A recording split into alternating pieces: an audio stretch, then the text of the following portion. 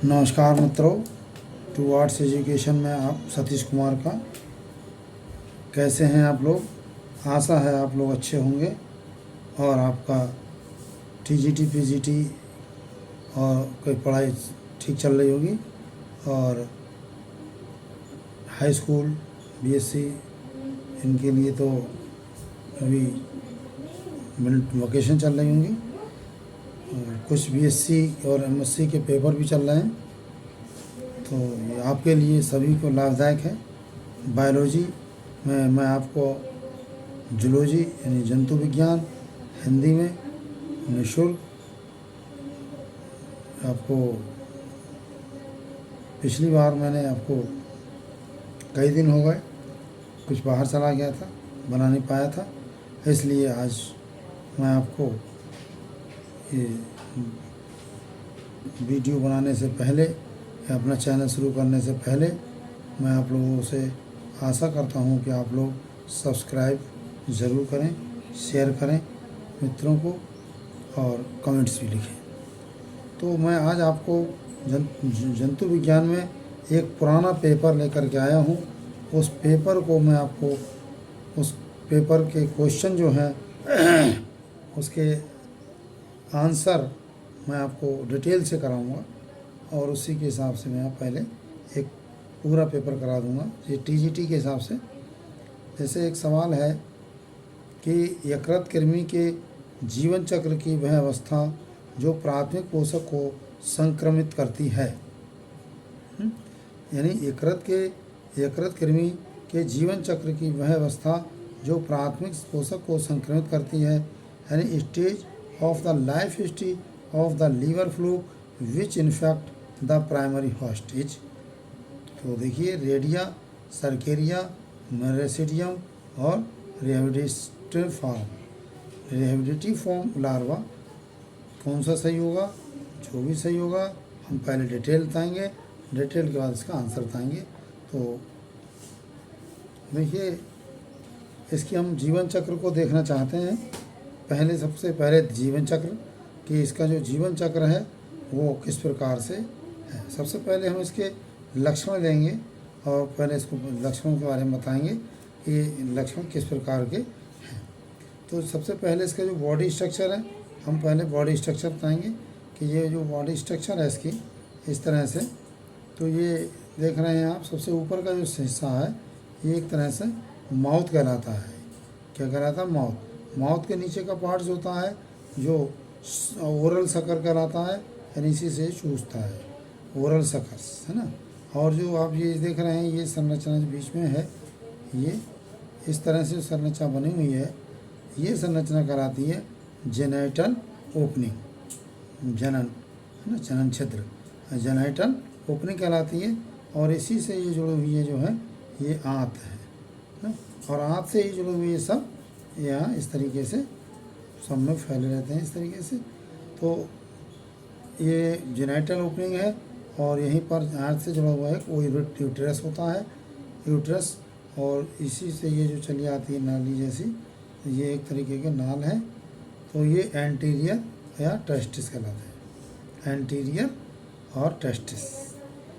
ये सबसे लास्ट का जो भाग होता है नीचे की ओर, ये इसमें एक्सटीरियर पोर कहलाता है, इस एक्सटीरियर पोर, है ना। ये देख रहे हैं आप, ये जो है ये वेंट्रल शकर है, वेंट्रल, ये ओरल शकर है और ये वेंट्रल शकर है। ओवरी, ये इसी से ओवरी आई है और इसी से यहाँ पर ये इंटेस्टाइनल लिम्फ्स बने हैं। और पोस्टीरियर एंटीरियर टेस्टिस होते हैं, पोस्टीरियर टेस्टिस होते हैं, बिरसों, है ना। ये आपको स्ट्रक्चर मैंने बताई फैसियोला की, ये यकृत कृमि की। किसकी है ये? यकृत कृमि, है ना, यकृत कृमि फैसियोला, FACIO फैसियोला, है ना। तो अब हम इसके आगे का जो जीवन चक्र है वो देखेंगे कि जीवन चक्र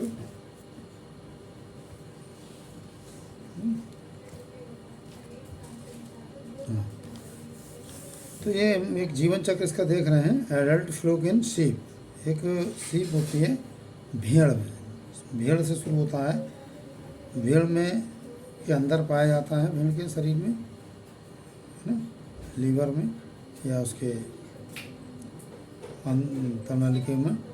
तो ये नलका में पाया जाता है। जब ये स्टूल यानी तो उसमें से बाहर आ जाता है। जब ये बाहर आ जाता है तो ये एक तरह का अंडे के रूप में होता है। किसके रूप में होता है?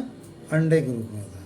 और जब ये अंडे के रूप में होता है उसके बाद इसमें डेवलपमेंट होता है, तो अब ये मेरेसिडियम लार्वा के रूप में आ जाता है। मेरेसिडियम लार्वा के रूप में जब आता है फिर उसके बाद इंटर था स्टैंड खड़ा होता है, ये स्पोरोसिस्ट के रूप में आ जाता है।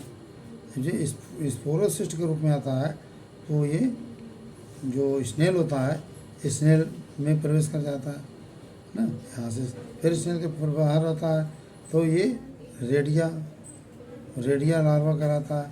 रेडिया लार्वा के बाद ये सर्केरिया लार्वा में आता है। सर्केरिया लार्वा जब बनता है तो ये एक तरीके से घास फूस में पहुँचता है, यानी यहाँ से इंसिस्ट ऑन हर्वेज, ये हरी घास में आ जाता है।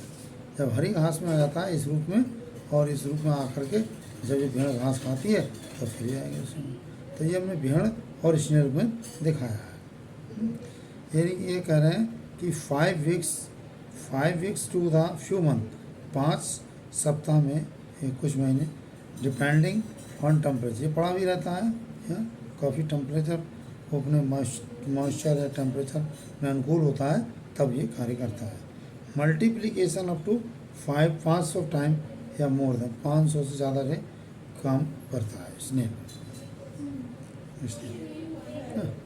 अब हम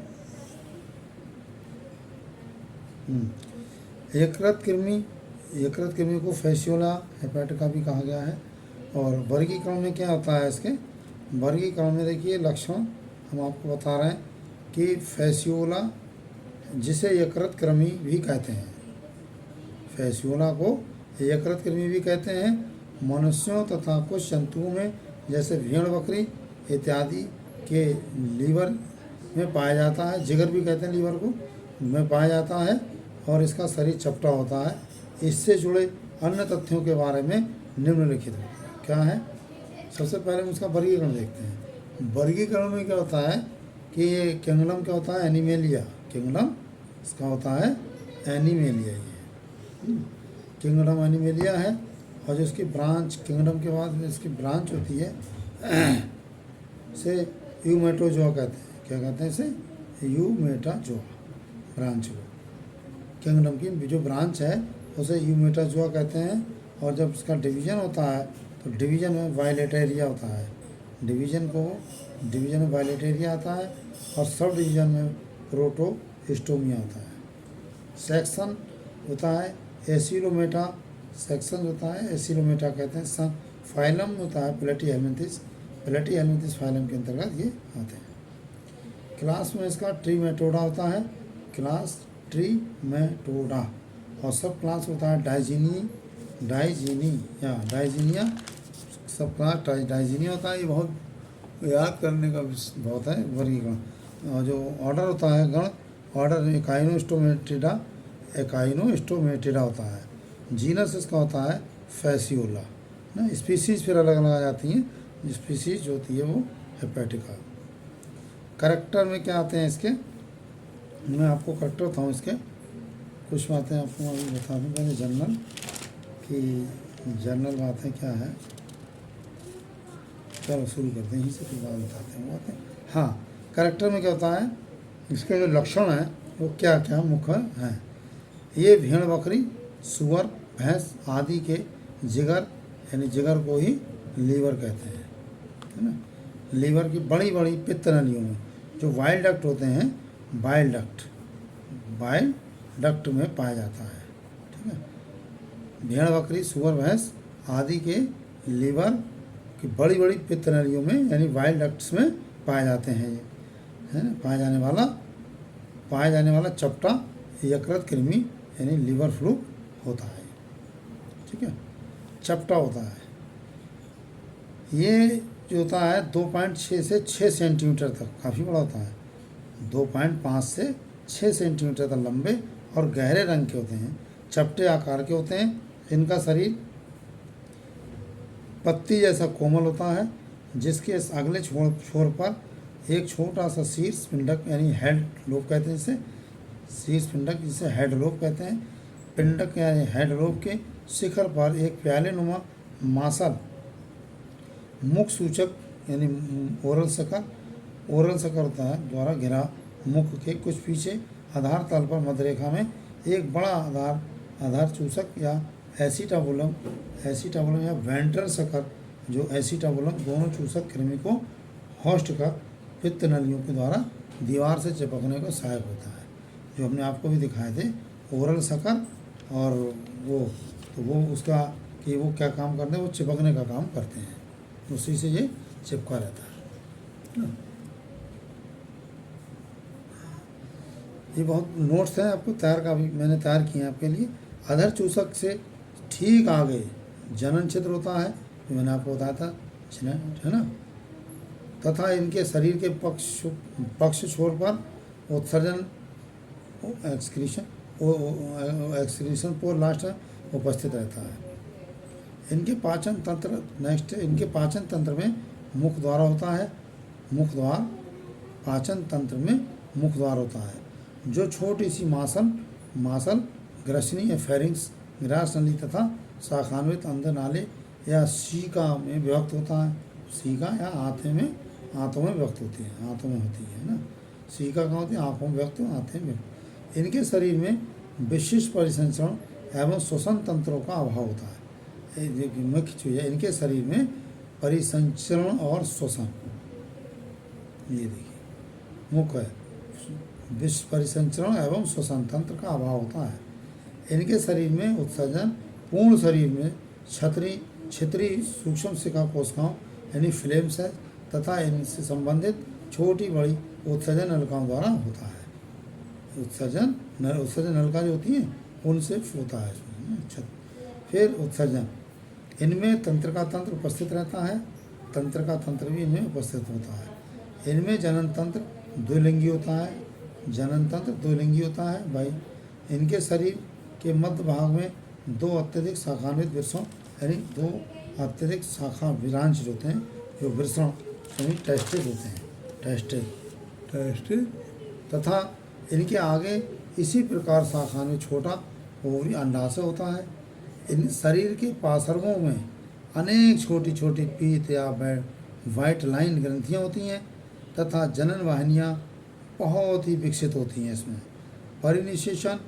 परिनिषेचन यानी क्रॉस फर्टिलाइजेशन में के निमित्त में एक शिक्षा यानी शिश्न यानी पेनिस बनता है, पेनिस होता है। देखिए ये मुख्य इसका करेक्ट है, क्रॉस फर्टिलाइजेशन के निमित्त में एक पेनिस भी होता है।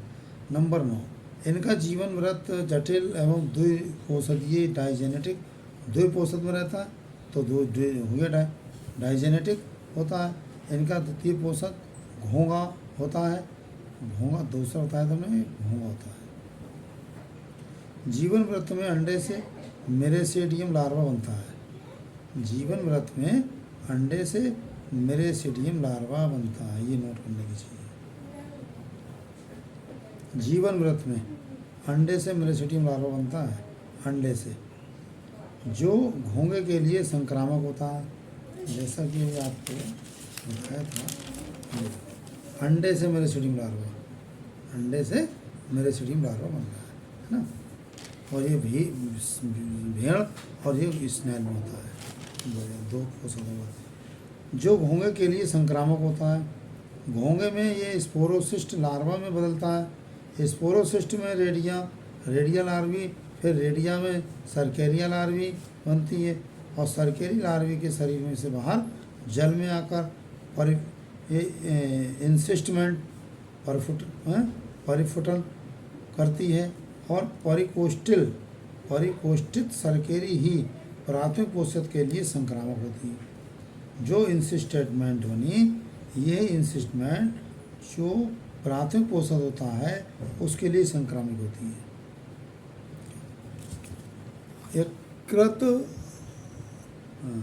यकृत कृमि फैसियोला मनुष्य के शरीर में संक्रमित मांस के खाने द्वारा पहुंचता है, इसलिए मांस को खाने से पहले अच्छी तरह से पका लेना चाहिए ताकि उसमें कोई संक्रमण ना रहे तथा वह खत्म हो जाए। और अधपका मांस मीट कभी नहीं खाना चाहिए तथा संक्रमण से बचने के लिए साफ सफाई का विशेष ध्यान रखना चाहिए ना। फैसियोला से कौन सी बीमारियाँ होती हैं? फैसियोला से कौन सी बीमारियाँ होती हैं? देखिए नोट करें, ये क्वेश्चन आते हैं इसी से। को फैसियोला से बीमारी होने वाली क्या? छेरा रोग। क्या है? छेरा यानी फैसियोलोसिस। फैसियोलोसिस यानी पशुओं की ये एक परजीवी बीमारी है। कौन सी बीमारी है? परजीवी बीमारी है। ये बीमारी पशुओं में एक प्रकार से परजीवी यानी लीवर फ्लूक तथा फैसियोला जेनेटिका से होती है। इसकी एक अलग जो स्पीसीज है फैसियोला जेनेटिका, उससे होती है छेरा रोग। छेरा रोग से होता है। अब अगला है हमारे पास छोटे छोटे सवाल था बना कि फैसियोला से आप क्या समझते हैं? फैसियोला से आप क्या समझते हैं बताइए। फैसियोलिसिस फैसियोला परजीवी के कारण होने वाली एक संक्रामक बीमारी है। फैसियोला से मतलब एक संक्रामक बीमारी है जो फ्लैट वर्म है जिन्हें लीवर फ्लूक कहा जाता है। चपटा वर्म है, लीवर फ्लूक कहा जाता है। और ये परिपक्व यानी जो वयस्क होते हैं उनमें फ्लूक संक्रमित लोगों और जानवरों जैसे भेड़ और मवेशियों के पित्त नलिकाओं में, कहाँ पर? पित्त नलिकाओं में, पित्त नलिकाओं और यकृत में पाए जाते हैं। यकृत में। अगला है हमारा छोटा सा कि लीवर फ्लूक का वैज्ञानिक नाम क्या है बताइए। तो लीवर फ्लूक का जो वैज्ञानिक नाम है होता है फैसियोला हेपेटिका। ये एक और होता है डाइजीनिया। एक होता है प्लेटी हेलमिंथिस में फ्लैट वर्म होता है हाइड्रेटेड में होता है। हाइड्रेटेड वर्म क्या होता है? एकाइनोकोकस ग्रेनुलोसस होता है। एक होता है टेप वर्म एंड सिस्टोडा होता है। एक होता है हेपेटिका एंड हेपेटिका होता है। एक होता है जियार्डिया एंड डियोनोडेलिस होता है। तो ये इतने प्रकार के इसमें स्पीसीज भी होती हैं। हाँ, अब है फैसियोला को लीवर फ्लूक क्यों कहा जाता है बताओ। फैसियोला को लीवर फ्लूक क्यों कहा जाता है? फैसियोला को लीवर फ्लूक क्यों कहा जाता है? तो फैसियोलिसिस फैसियोला परजीवी के कारण फैसियोलिसिस फैसियोला परजीवी के कारण होने वाली एक संक्रामक बीमारी है जो फ्लैट वर्म है जिन्हें लीवर फ्लूक कहा जाता है। वयस्क फ्लूक संक्रमित लोगों यानी वयस्क फ्लूक संक्रमित लोगों और जानवरों जैसे भेड़ और मवेशियों के पित्त नलिकाओं और यकृत में पाए जाते हैं। ये होता है क्या होता जाता है? लीवर फ्लूक एक सूत्रकृमि है। कैसे है?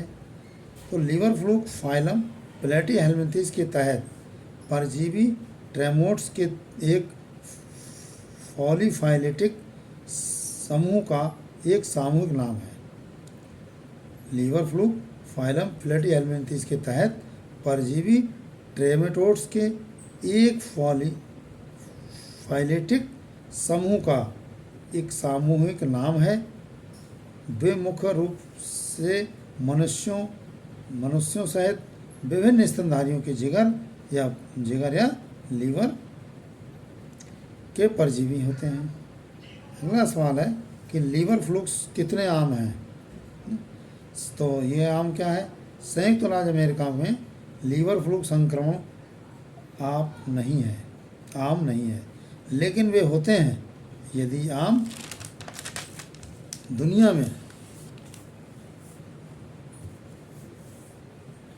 दुनिया के उन हिस्सों की यात्रा करते हैं है ना। अगर दुनिया के उन हिस्सों की यात्रा करते हैं जहां परजीवी व्यापक हैं तो आपके संक्रमण का खतरा बढ़ जाता है। अब इसके हमने कुछ नोट किए हैं कि लक्षण और दुष्प्रभाव क्या होते हैं। लक्षण और दुष्प्रभाव।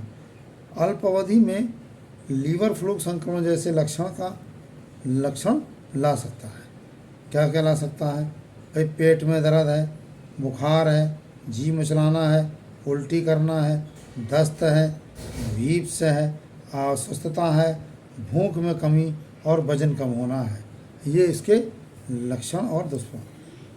तो क्या भारी लीवर फ्लू के संक्रमण से जुड़ी कुछ दुर्लभ जटिलताएं भी हैं। इनमें पथरी का बनना, पित्त प्रणाली का बार बार होने वाला संक्रमण और कोलेजनो कार्सिनोमा, पित्त नली का कैंसर। कोलेजनो कार्सिनोमा ये है पित्त नली का कैंसर। ये सवाल कब क्या आ सकता है कि पित्त नली का कैंसर किससे होता है? तो ये कि फैसियोला से होता है। कोलेजोनल कार्सिनोमा इसमें ये भी शामिल है। ठीक है। अब छोटे यह है कि मेडिसिन क्या होती है इसकी मेडिसिन भी कुछ है। तो मेडिसिन है ट्राइक्लोवेडाजोल नामक दवा है इसकी। इससे इसका उपचार किया जाता है। 1 या 2 खुराक दी जाती है और ये अच्छा प्रोसेस दवाई है। लीवर कितने ग्राम का होता है बताइए? लीवर कितने ग्राम का होता है? तो ये था लगभग 1500 ग्राम से 2000 ग्राम तक होता है। शरीर के भार से इसके भार का अनुपात स्त्री पुरुषों में एक ही होता है, लेकिन बालकों में इसका भार शरीर के भार का 1/20 भाग होता है। दक्षिण पृष्ठ उत्तल और चौकोर होता है ना। एक अगला है कि यकृत उदर गुहा के ऊपरी दाहिने हिस्से में डायफ्राम के नीचे और पेट के ऊपर दाहिनी किडनी और आंतों में स्थित होता है। मतलब कहाँ स्थित होता है? तो कहाँ होता है? यकृत जो होता है उदर गुहा के ऊपरी दाहिने हिस्से में, डायफ्राम के नीचे और पेट के ऊपर दाहिने किडनी पर और आंत में स्थित होता है। ये स्थान हो गया कि कहाँ स्थान पाया जाता है। ये यहाँ पाया जाता है ना। थोड़ा लास्ट ही है और आप लोगों से गुजारिश है कि आप लोग सब्सक्राइब जरूर करें। हाँ, लीवर के फैट क्यों जमा होता है? नेक्स्ट सवाल है, लीवर में फैट क्यों जमा होता है बताइए? तो लीवर में फैट जमा होता है कि फैटी लीवर रोग के कारण ज़्यादा कैलोरी खाने से लीवर में फैट जमा होने लगता है। ज़्यादा कैलोरी जब खाते हैं हम तो लीवर में फैट जमा होने लगता है। जब लीवर वसा को संसाधित नहीं करता है, मतलब जब लीवर वसा को संसाधित नहीं करता है और सामान्य रूप से वसा को तोड़ता है तो बहुत अधिक वसा जमा हो जाती है। मोटापा, तो इसमें कौन कौन सी बीमारी है? जैसे मोटापा है, मधुमेह है या उच्च ट्राइग्लिसराइड्स जैसी कुछ अन्य स्थितियाँ होने पर लोग फैटी लीवर विकसित होने पर तो फैटी लीवर विकसित होता है। अब कह रहे हैं लीवर में कौन सा एंजाइम पाया जाता है? एंजाइम, तो लीवर में कौन सा एंजाइम पाया जाता था? ये एलानिन ट्रांसमिनेज यानी ALT शॉर्ट फॉर्म। ये एक एंजाइम है जो लीवर और गुर्दे किडनी के कोशिकाओं में पाया जाता है ना। तो एलानिन ट्रांसमिनेज लीवर की कोशिकाओं के लिए ऊर्जा बनाने में मदद करता है। क्षतिग्रस्त लीवर कोशिकाएं एलानिन ट्रांसमिनेज या ALT को रक्त प्रवाह ब्लड स्ट्रीम में छोड़ती हैं जो रक्त के एलानिन ट्रांसमिनेज के स्तर को बढ़ा सकता है। तो इस तरह से आज हमारा यहीं पर ख़त्म करते हैं। आप लोग सब्सक्राइब करना ना भूलें। Thank you.